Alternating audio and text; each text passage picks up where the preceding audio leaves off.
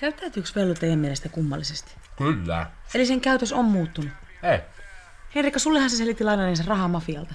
Niin selitti. Viime viikolla se ei maksanut velkansa, koska kaikki se rahat meni isoäidin sukupuolenvaihdosleikkaukseen. Et ihan normaalia. Antti, oot sä seuraillut Vellua? No en, tässähän mä oon ollut koko ajan. Eilen me kyllä keskusteltiin. Se kysyi multa, että katsotaanko onnenpyörää. Sanoit, että katsotaan vaan. Ei Vellu ikinä halunnut katsoa onnenpyörää.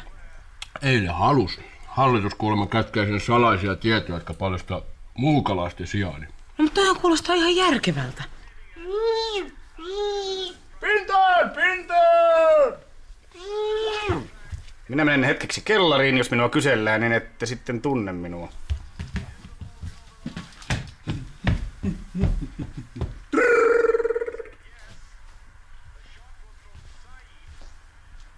Lopulta lääkkeiden käyttöni sitten paljastui.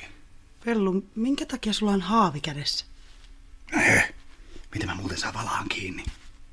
Ahaa, kala on menossa vai? No he, valas on nisäkäs. Just.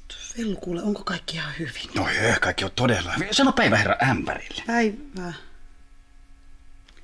Se ei halua nyt vastata. Vähän ujo. Mitäs herra ämpäri on syönyt, kun se noin pullottaa? Otetaan hattu päästä ja katsotaan. Herra ämpäri on nyt pikku kuurilla. Saiskohan herra ämpäri jäädä teille pariksi päivää hoitoon? Yhteys on saavutettu.